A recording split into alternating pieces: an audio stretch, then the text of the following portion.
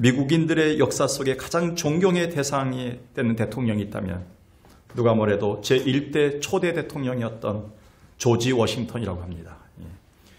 특별히 이 조지 워싱턴 대통령이 우리 그리스도인들에게 언제나 귀감이 되고 있는 이유가 있다면 그가 군 사령관 시절에 전장을 누비면서도 아침과 저녁 하루 2번씩은 꼭 무릎을 꿇고 하나님께 모든 것을 맡기는 기도의 대통령이었기 때문입니다. 그것 때문에 그의 부하들 역시 이러한 사령관의 모습을 보곤 패배를 생각하지도 않았고 늘 승리의 확신에 차 있었다고 합니다. 요즘 우리나라 한반도에 북한 미사일 발사로 인한 긴장감이 나돌 때마다 바로 북한의 코앞까지 근접해서 굳건한 한미 동맹을 확인해주는 미국 항공모함이 하나 있는데 그 이름이 바로 조지 워싱턴입니다. 그만큼 위기의 순간마다 주님만 바라보며 위기를 겪었던 그런 귀한 대통령의 이름이기 때문에 오늘 우리는 의미가 남다른 듯합니다. 그렇습니다. 어느 국가나 공동체건 그들의 위기의 때에 하나님만 바라보고 또 모든 문제들을 다 맡긴다는 것은 최선의 방법이며 가장 빠른 방법입니다. 그들은 언제나 그럴 때마다 희망과 그리고 안정을 선물받았습니다. 지금 우리가 처한 상황을 볼 때도 지금 우리는 그 무엇보다도 신앙의 선진들이나 또 조지 워싱턴처럼 주님 바라기 신앙이 절실한 때가 아닌가 생각합니다. 그것은 지금 한국교회와 그리스도인들이 그동안 코로나 사태를 겪으면서 영적인 면에서나 심적인 면에서 피폐해질 대로 피폐해져서 신앙의 근간마저 흔들리고 있기 때문입니다. 얼마 전에 미국의 저명한 복음주의 목회자 팀 켈러 목사는 코로나로 인해서 가장 큰 타격을 받은 것이 미국 교회인데요. 미국 복음주의 교회를 향해서 이렇게 경고 메시지를 보냈습니다.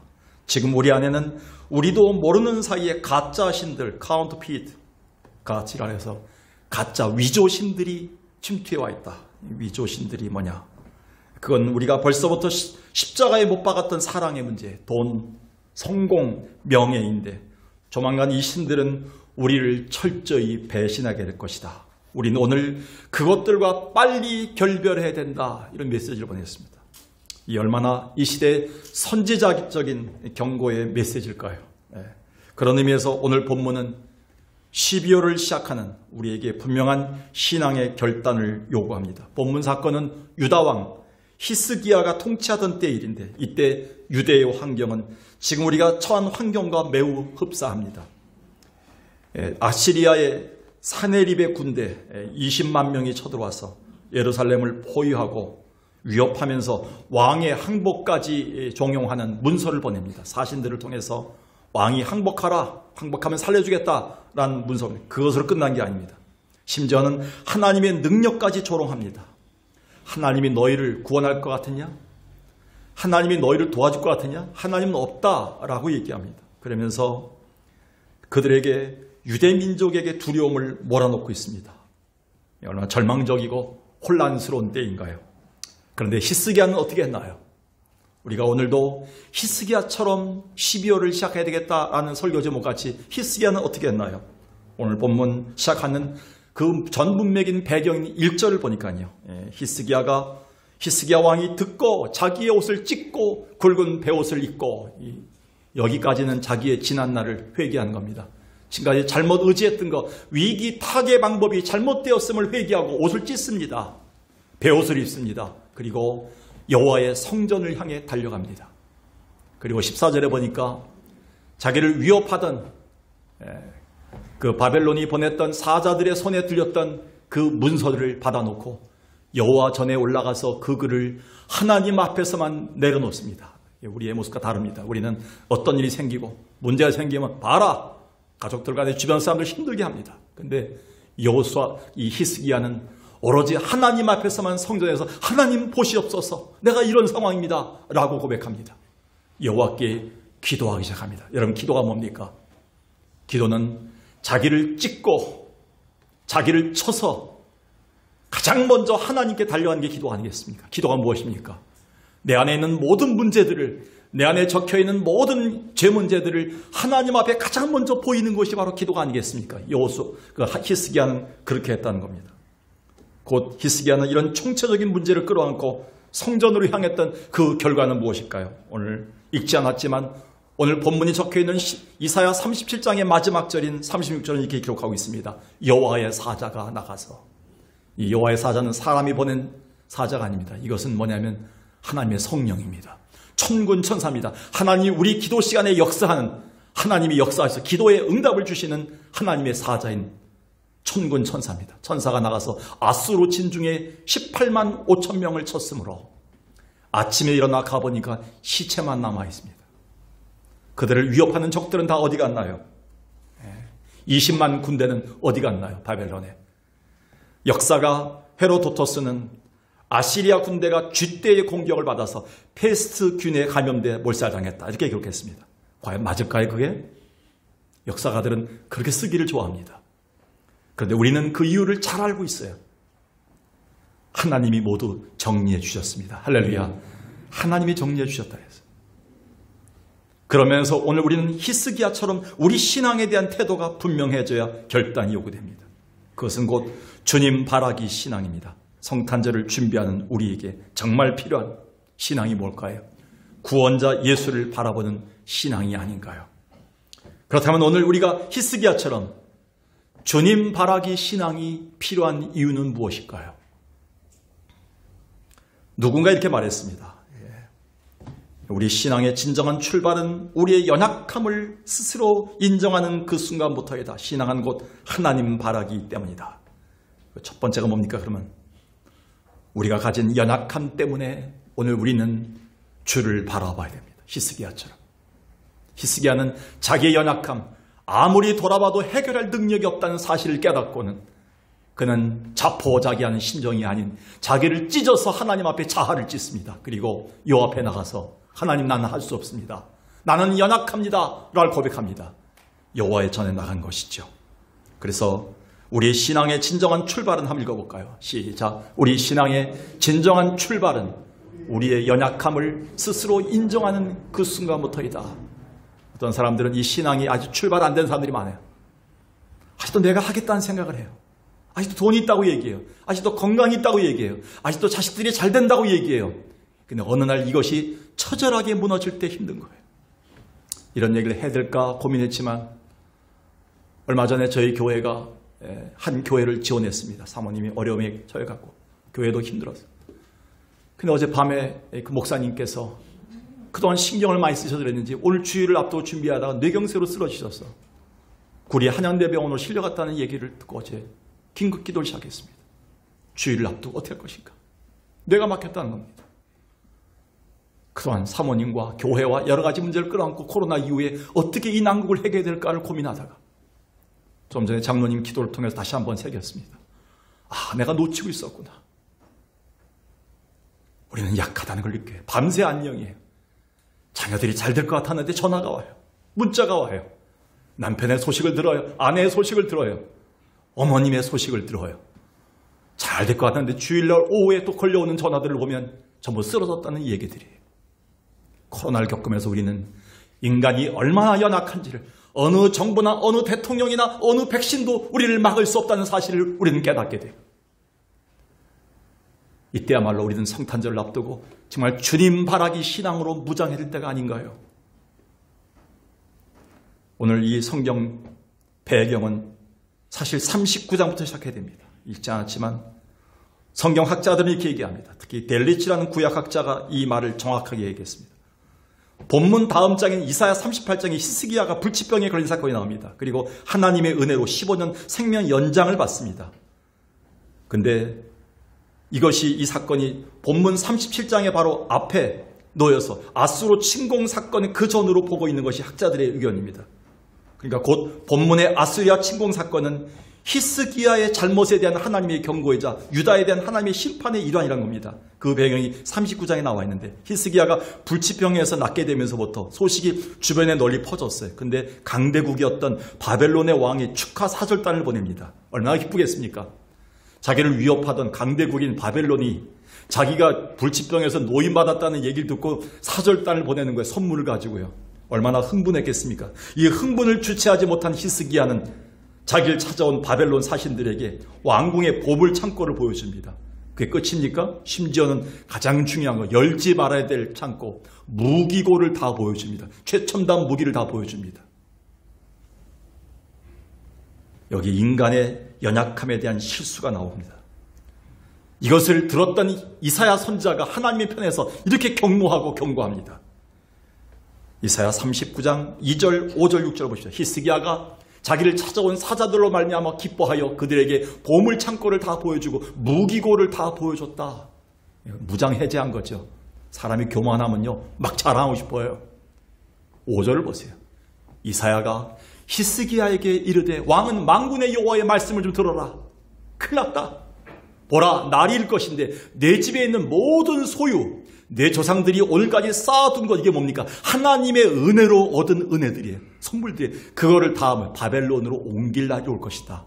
빼앗길 것이다. 네가 망할 것이다 라는 경고를 합니다. 얼마나 기가 막힐까요? 그리고 뭐라고 합니까? 여호와의 말이니라. 하나님이 그렇게 생각하신다 이렇게 얘기했어요. 이 경고대로 기원전 587년 유다는 아수르를 흡수한 바벨론의 포로가 되어 모든 것을 다 빼앗깁니다. 적에게 보물창고와 무기고를 보여주는 것은 다 가져가라는 의미인데 결국 하나님이 그동안 베푸신 은혜에 대한 감사보다도 오만과 자만으로 인한 히스기야의 연약함이 결국엔 비극을 초래하게 된 것입니다. 이거를 역대하에서는 이렇게 평가합니다. 역대하 32장 24, 25절 짧게 평가합니다. 그때 히스기야가 병들어 죽게 되었으므로 여호와께 기도하며 여호와께서 그에게 대답하시고 또 이적을 보셨다. 다시 말해서 은혜를 베푸셨다는 거예요. 근데 거기 나가 중요해요. 그러나 한국말이 중요해요. 그 다음 절 보니까 히스기야가 마음이 어떻게 했다고요? 교만해져서 받은 은혜를 보답하지 아니함으로 하나님의 진노가 자기뿐 아니라 나라까지 임했다. 가족까지 임했다는 거예요. 하나님 이걸 굉장히 중요하게 합니다. 내가 받은 은혜를 어떻게 관리하고 있냐가 중요하지. 은혜 받을 것만 생각하지 마세요. 은혜가 왔을 때 은혜를 어떻게 보답해야 되는가. 어떻게 주변 사람들이, 주변 교회에게, 어려운 이웃들에게 줘야 되는가. 이것부터 생각하라는 거예요. 근데 이거를 생각하지 않았다는 거예요.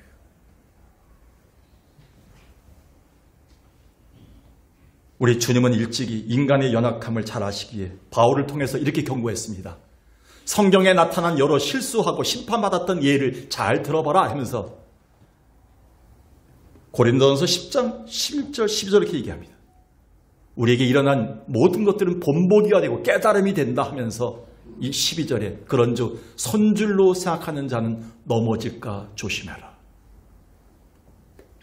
한국교회 부흥이 70년 80년도에 교회 건물만 지으면 교회가 부흥됐습니다. 부흥회만 하면 1000명씩 모였습니다. 목회자만 배출하면 교회가 세워졌습니다. 지금 그런가요? 하나님이 그동안 거두는 시대에 누가 하셨을까요? 하나님이 하셨지요. 우리가 교만하고 우리가 한 것처럼 유명한 목사님, 세계적인 목사님, 세계적인 교회가 한 것처럼 자랑하다가 코로나를 겪으면서 우리나라가 지금 교회가 초토화되고 있습니다. 다시 옷을 찢고 본질로 돌아와서 하나님이 하셔야 됩니다라고 돌아갈 때입니다.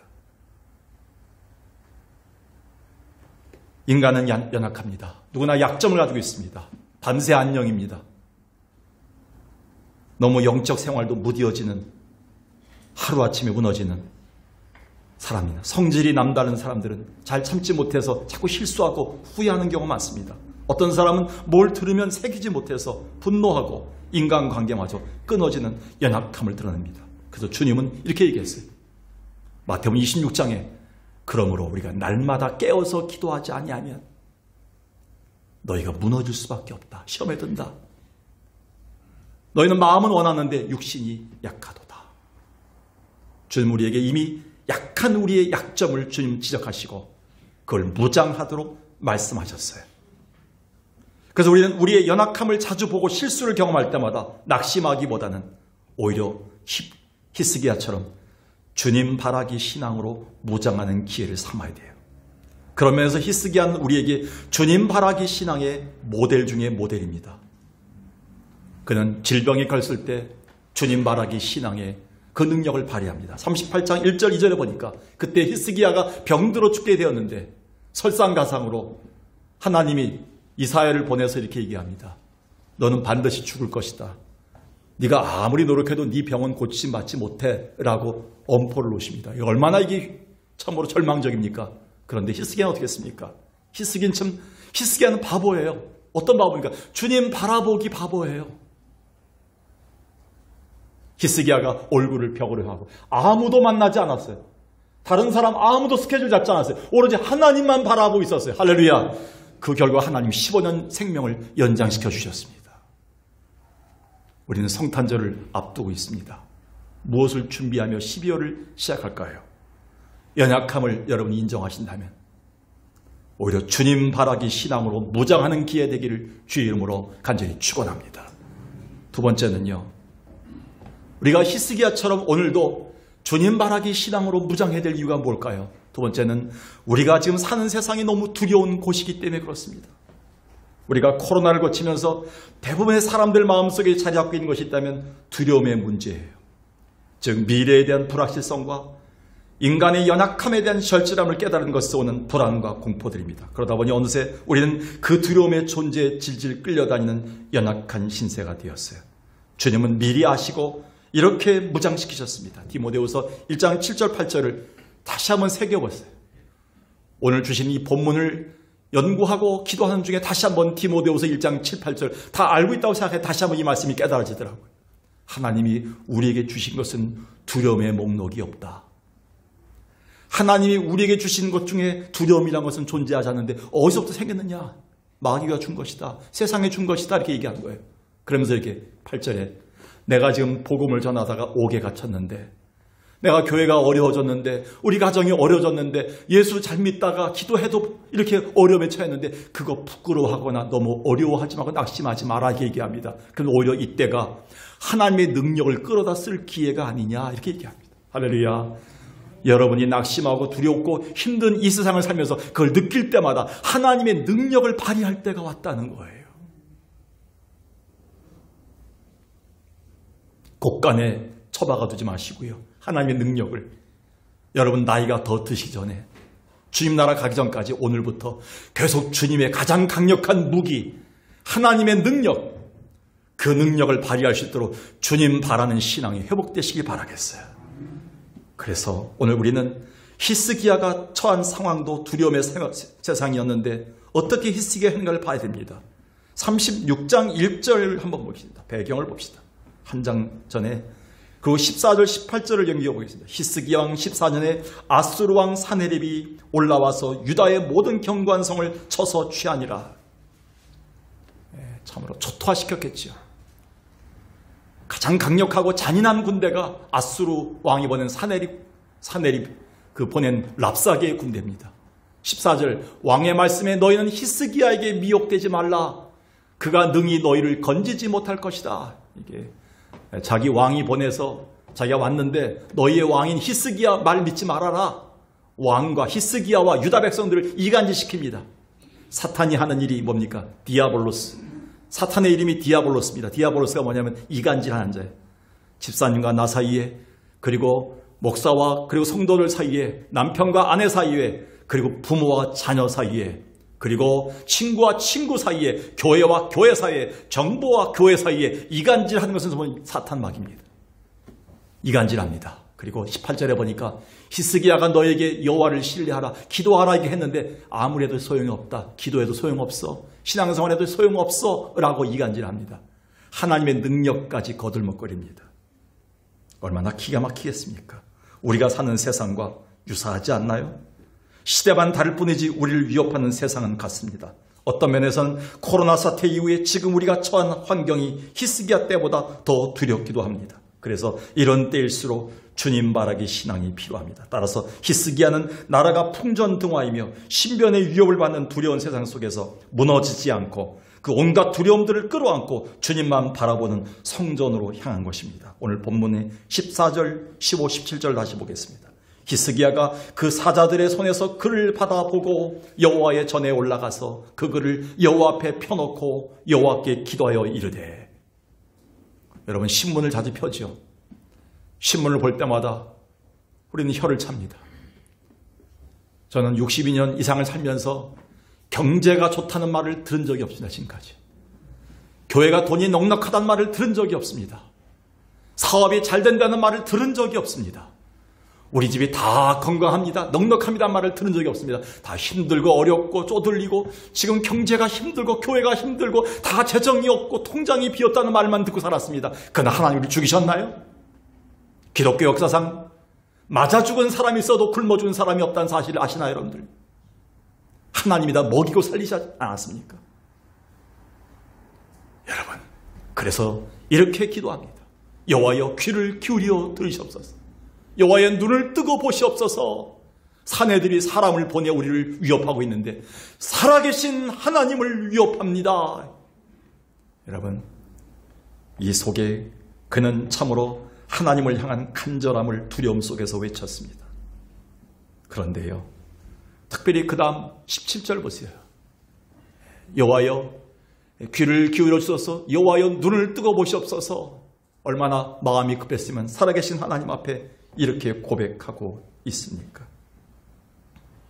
히스기야의 유일한 구원자 하나님에 대한 이 신앙이 그의 마음속에 이를 때 하나님께서 그를 어떻게 인도하고 계시나요? 오늘 우리는 하나님 앞에서요, 온갖 두려움의 세상 속에서 우리는 다시 한번 주 앞에 기도하는 자들로 나아가야 됩니다. 다시 한번 역대하서를 보겠습니다. 역대하서의 20장 15절에 여호사밧 시대 때 하나님은 이렇게 얘기합니다. 야하시엘 선지자를 통해서 이렇게 경고합니다. 온 유다와 예루살렘 주민과 여호사밧 왕이여 들을지어다. 여호와께서 이같이 너에게 말씀하시기를 너희는 이 큰 무리로 말미암아 뭐하지 말라? 두려워하거나 놀라지 말라.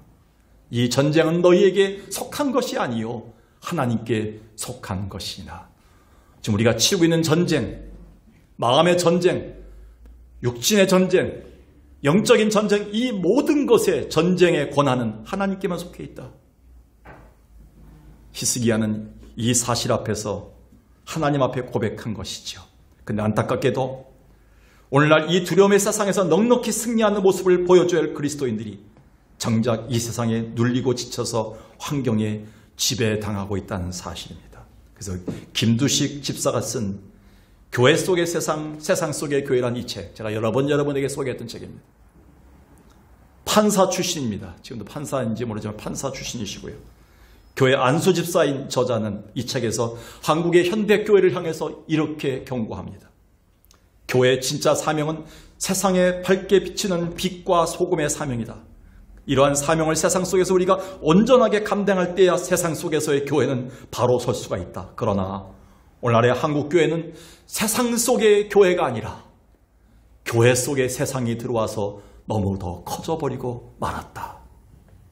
여러분, 이 교회가 세상 속에 들어가서 빛과 소금의 사명을 다해야 되는데 교회 속에 세상의 물질이 들어와 세상의 모든 그 물류가 들어온 거예요. 세상의 흐름이 들어온 겁니다. 우리를 힘들게 하는 겁니다. 두렵게 하는 겁니다. 여러분, 어떻게 할까요? 우리가 들어야 될 근교 메시지가 아닐까요? 성탄절을 맞는 우리에겐 히스기야의 주님 바라기 신앙이 필요한 때가 아닌가요? 두 번째 말씀을 결론했습니다. 오늘 우리를 두렵게 하는 이 세상 속에서 주님 바라기 신앙으로 무장하는 자 되기를 주의 이름으로 축원합니다. 마지막 세 번째는요, 우리의 유일한 구원자는 하나님 한 분이기 때문입니다. 우리가 앞서 보았듯이 히스기야는 그 연약함이 적에게 노출돼서 아수르뿐 아니라 그 후에 바벨론 침략과 수탈을 겪게 됩니다. 그렇지만 그는 그것을 곧 깨닫고 자기를 두렵고 위협하는 이 세상의 모든 문제들을 끌어안고 성전으로 올라갔기에 결국은 구원과 회복의 기적을 보았습니다. 그건 어느 강대국이나 무기가 아닌 오직 주님만이 유일한 구원자임을 분명히 믿는 주님 바라기 신앙이 있었기 때문입니다. 한번 볼까요? 37장 1절 다시 보면 히스기야 왕이 듣고 자기 옷을 찢고 굵은 베옷을 입고 여호와의 전으로 갔다. 근데 5절 이후에 다시 보니까요. 그리하여 히스기야 왕의 신하들이 이사야에게 나가서 다시 한번 하나님의 종에게 가서 말씀을 들어 나갔습니다. 어떻게 할까요? 주의 말씀이 무엇일까요? 근데 이사야가 이렇게 얘기합니다. 이사야가 다시 한번 보여주세요. 6절. 이사야가 그들에게 이르되 너희는 너희 주에게 이렇게 말하라. 왕한테서 말하는 거죠. 여호와께서 이같이 말씀하시되 너희가 들은 바 아수르 왕의 종들이 나를 능욕한 말로 말미암아 두려워하지 말라. 그러면서 7절에 보라 내가 하나님의 천군 천사인 성령을 보내리니 누구한테 보낸다는 거예요? 우리한테 보낸 것이 아니라 이스라엘, 유다를 침입해왔던 그 군대 장관한테 보내겠다는 거예요.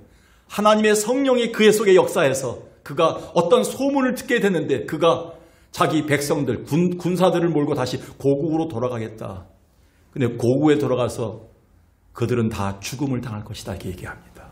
여러분, 20만 명의 군대를 유다 백성들이 이길 수 있었나요? 도저히 우리 힘으로는 안 됩니다. 그는 성전에 나가 모든 문제를 끌어안고 주 앞에 내려놨을 때 유일한 구원자이신 하나님께서 천군 천사를 보내셔서 특히 그에게 참으로 랍사에게 참으로 그의 어떤 소문을 듣게 합니다. 그 어떤 소문인지 모르지만 불길한 소문을 들었겠죠. 그는 자기의 군대를 이끌고 다시 고국으로 돌아갑니다. 철군하게 됩니다. 거기서 죽음을 당하게 됩니다. 누가 하셨나요? 하나님이 하셨죠. 하나님이 보내신 성령으로 적국의 수장 랍사게의 마음에 두려운 마음이 생겼으며 철군하여 그는 죽음을 맞게 됩니다. 곧 히스기야는 어떤 상황에서 구원자 하나님만 바라보는 신앙으로 승리한 것을 우리는 볼 수가 있어요. 요즘에 와서 제가 좀 더 절실히 느끼는 게 있다면 인류가 가진 전쟁이나 전염병, 테러와 납치, 인종 문제와 계급의식, 핵과 기후, 환경 문제 등이 특히 지금 대한민국이 끌어안고 있는 문제, 이거는 어떤 지도자나 강대국, 어떤 지혜로도 해결할 수 없다는 생각이 듭니다. 저는 그래서 어젯밤에 이 말씀을 준비하고 정리하면서 기도하면서 하나님, 하루가 멀다 하고 일어나고 있는 총파업, 서민들은 죽어가고 영세업자들은 지금 무너져 가는데 화물연대, 지하철연대, 모든 연대들이 지금 이때다 싶어서 정부를 향해서 그리고 세상을 향해서 외치고 있는 외침들이 얼마나 참 힘든지 모르겠습니다. 무엇이 잘잘못이 어떻다는 것을 따지고 싶지는 않습니다. 중요한 것은 지금 우리가 왜 지금 이렇게 우리가 힘든 시대를 살아야 될까? 모든 것이 멈추었고 코로나 때문에 3년 동안 겨우겨우 버텨냈는데 왜 지금 우리는 이 위기를 끌어안고 있는가? 근데 아까 장로님 기도하셨듯이 우리가 그럼에도 우리가 이런 문제가 없고 기도하나요? 우리 애들 문제, 가족 문제, 집 문제, 돈 문제로 사업 문제는 기도하지만 질병 문제 기도하지만 이런 문제를 끌어안고 우리는 기도하지 않고 있는 것 같아요. 주님은 12월 첫 주를 시작하면서 과연 우리가 대한민국이 지고 있는 이 문제를 우리 교회가 끌어안고 가고 있는가를 주님 묻고 계십니다. 지난주일 오후 예배 때 말씀드렸던 것처럼 지금 아버지가 참으로 남편이 바로 남자가 아닌 이제 여자가 되는 시대를 대법원이 지난 24일 날 허가를 냈다는 거예요. 동성혼이 허락되고요. 470여 가정이 지금 다 신청을 한 거예요. 그거 인정해달라고 지금 또 가정법원으로 돌아갔어요. 그 문제들이 다. 이제 며느리를 데려왔는데 아들이 여자를 데려오면 남자를 데려온 시대를 우리는 살게 되는 겁니다. 지금도 이 방송이 나가게 되면 아마 누군가가 저를 고소할지 몰라요. 고발할지 몰라요. 진짜 그렇습니다. 인천에서 목사님 설교하시다가 끌려가셨죠. 이 법들이 다 참으로 통과되게 되면요, 우리는 지금 전도도 못해요. 사랑하는 여러분, 우리를 두렵게 하는, 또 우리를 연약하게 하는 세대 아닌가요? 이때 이 모든 문제를 해결할 분이 윤석열 대통령인가요? 이전에 대통령들이 해결했나요? 지금 정치가들이 해결했나요? 구청장이 해결했나요? 국가가 해결했나요? 여러분의 돈이 해결했나요?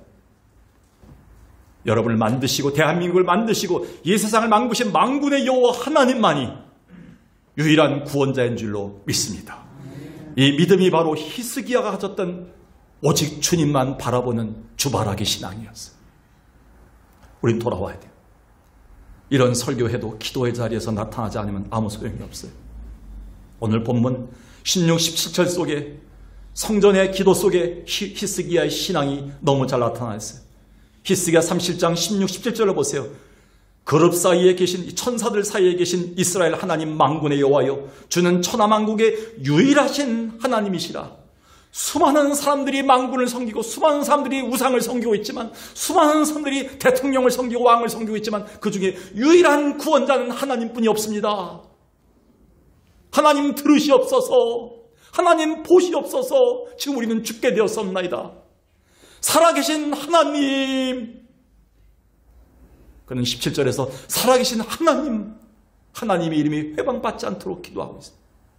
그의 신앙이 다 들어가 있어요. 앤드류 머리가 썼던 하나님만 바라라는 책이 있어요. 저자는 이렇게 도전합니다. 우리에게. 우리 생각에 하나님이 너무 오래 기다리게 한다는 생각이 든다면 그것은 갑절로 축복하시는 주님의 뜻임을 잊지 말아라. 하나님은 아들을 보내실 때 그때가 차기까지 4,000년을 기다렸듯이 우리의 시간은 하나님의 수중에 있으므로 계속 하나님만 바라보라. 저자가 특별히 주님 바라보다가 지치고 낙심한 자들에게 그럼에도 오직 주님만이 유일한 구원자임을 강조한 말이 바로 이 말입니다. 그래서 다윗은 자기의 큰 위기 앞에서 이렇게만 고백했습니다. 아까 우리 읽었던 것이죠. 시편 62편 1절 2절을 보세요. 같이 한번 읽겠습니다. 여러분 어디에 강조점을 두고 읽어야 됩니까? 한번 시작. 나의 영혼이 잠잠히 하나님만 바라며 나의 구원이 그에게서 나온도다. 오직 그만이 나의 반석이시요 나의 구원이시요 나의 요새시니 내가 크게 흔들리지 아니하려다. 이 성경을 우연하게 읽으면요, 그냥 어쩌다 읽으면요, 내가 많이 강조돼. 나의 영혼, 내가 힘든데 나의 구원이 어디서 오는가? 나의 구원은, 나의 요새는 누구인가? 근데 은혜 받으면요, 주만이, 하나님만이 이 고백밖에 안 나옵니다. 여러분, 우리가 겪고 있는 이 문제들 앞에서 오늘 우리는 성탄절을 앞두고 그저 선물 주고받을 생각이나 하지 마시고요. 행사 치는 것이 중요한 것이 아니라요. 정말 유일한 구원자 하나님만 바라볼 수 있는가를 신앙 고백하시기 바라겠습니다. 주님 그걸 묻고 계십니다. 물론 타교단이나 카톨릭에서는 성탄절을 앞둔 4주 전부터 대림절이라는 교회력을 지킵니다. 이 대림절은 말 그대로 기다릴 때자 강림할 림자를 써갖고요. 성탄의 주인공이신 예수를 기다리는 4주간을 얘기하고요. 그리고 다시 오실 예수 그리스도를 기다리는 재림의 절기를 기다리는 대림절을 지킵니다. 근데 우리 교단에서는 또 우리 교회에서는 이 대림절을 지키진 않습니다. 그럼에도 우리는 성탄절이 무엇보다도 유일하신 구원자 예수 그리스도를 기다리는 영적인 대림절이 되어야 돼요. 종말론 신앙이 다시 회복되어야 됩니다. 그게 바로 본문이 교훈하는 히스기야를 통해 보여준 주님 바라기 신앙의 교훈이 아닐까요? 오늘 우리에게 유일한 구원자 주님만 바라는 신앙이 회복되기를 주의 이름으로 간절히 축원합니다. 그렇다면 여러분 오늘 말씀을 정리합니다. 오늘 우리가 이 힘들고 흔들리는 세대 속에서 두려운 세상 속에서 우리 연약함이 드러나고 실수가 드러난 이 세상 속에서 우리는 왜 히스기야처럼 주님 바라기 신앙이 필요한가요? 여러분 마음속에 결심하셔야 됩니다. 그 첫 번째는 왜 그럴까요? 우리가 가진 연약함이 있기 때문에 그렇습니다. 우리가 사는 세상이 너무 두려운 곳이기 때문에 그렇습니다. 그리고 우리의 유일한 구원자는 하나님 한 분뿐이기 때문에 그렇습니다. 아무쪼록 히스기야처럼 연말이 되면서 성탄을 지나면서 우리가 두루두루 주님 바라기 신앙으로 무장하는 자 되길 주의 이름으로 축원합니다. 이 시간에